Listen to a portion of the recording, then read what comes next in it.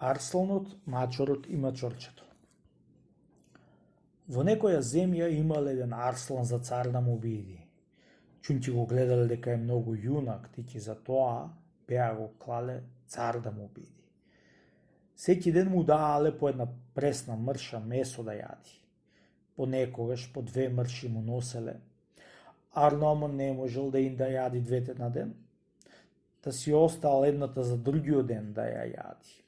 Ама ноќта која ќе ја нападне мршата стаори да ја јадат, да чердош ќе ја направиле и Арслано веќе не ќе да ја јади, чунти била испоганета од глувците. Со кое право ми даате мене месо испогането од глувци да го јадам, бирејќи сум цар? Еве за прв пат ќе ви простам, ама уште еднаш ако ми даите, лошо ќе ве расипам, вака да знаете, лошо ќе ве расипам, им рекол Арслано. Кога чуле тоа нешто од Арслано луѓето, многу беа се уплашиле од Арслано, чунки беше му се повалил да јади.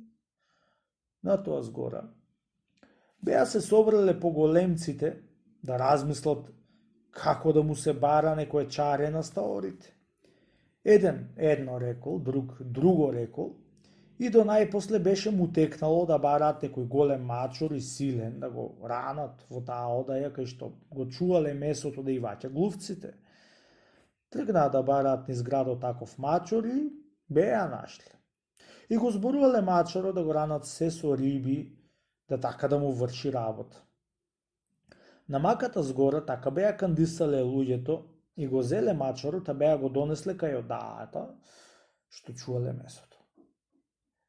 Првата вечер, не знаејќи сторите оти има мачор во одајата, беа си не излегле сите до толку што биле да јадат месо. Едно и видел мачорот и му се пуштил да иде ави.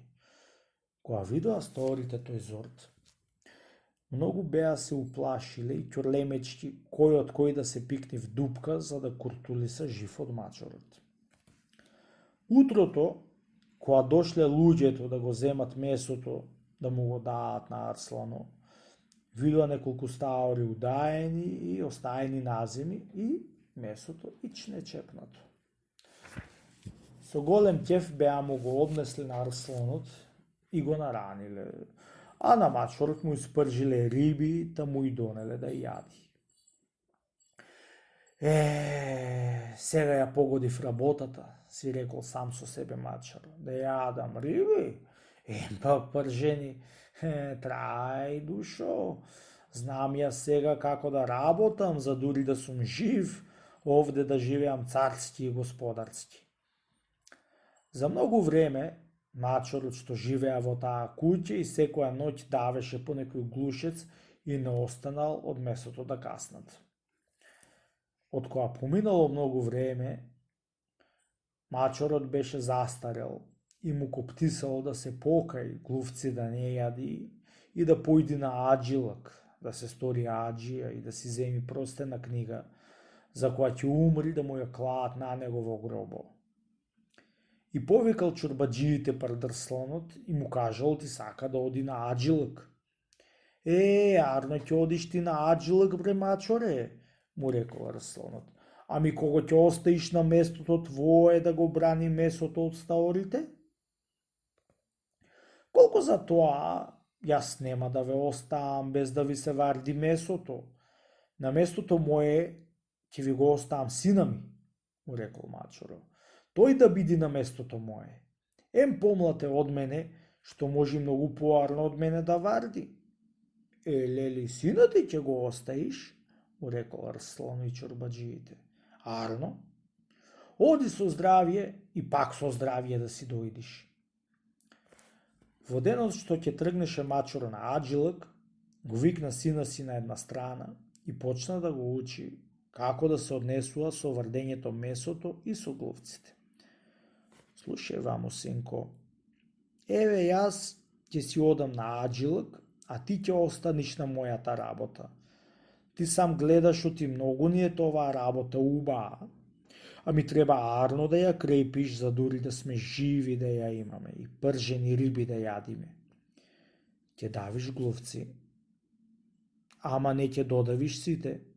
Оти ако не останат глувци, ќе те истераат после, да и ти ќе трпиш, да и јас ако сум жив да се вратам од аџилак. Ете вака да работиш, синко, и седи ми со здравје. Вака му рече мачороко на мачорчето и си отишол на аџилак. Останувајќи мачорчето да вади во одајата првата вечер, беше ти удаил доста таори. Кога видоа утрото луѓето толкова глувци издавени, браос беше му рекле и поеќе пржени риби беа му донеле да јади. Кога виде мачорчето таа чест што му ја направиле луѓето, втората вечер уште поеќе беше издавило глувци и во малце време сите глувци беше исотрело. Од кога видоа луѓето и рслано оти се сотреле глувците, сториле еден збор да го истерат мачорчето, чунки не бало нужда да прават толку арч за да го ранат со пржени риби. Речено и свршено, го истерале мачорчето. Од кога го истерале, тогај беа го удриле по глас збороите од стариот што му и велеше. По време си дошол мачорок од аџилак и го најде сина си истеран од работата што беше му ја оставил. Мори оти вака бре синко, му рекол, си ја изгуби трпезата што ја остави встаена. Дека не останаа глувци, татко, затоа ме истера, му рекол мачорчето. Ами оти мене ти не ме послуша, кога ти велев да не исотруваш сите глувци. Да, ако сакаш да ни стоите таа работа, дури сме живи. Тргај мака сега, лели не слушаш постар човек, му рекол мачорот и си ошле по вурните и по дамбарите да ваќаат глувци и да живеат со мака.